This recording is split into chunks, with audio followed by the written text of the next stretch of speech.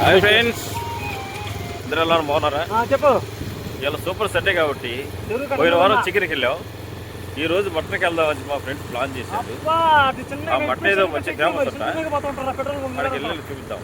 అది మన రేంజ్కి తగ్గట్టుందో దగ్గరికి వచ్చిన ఫ్రెండ్స్ ఆ మటన్ కొట్టడంలో చూపిస్తాను.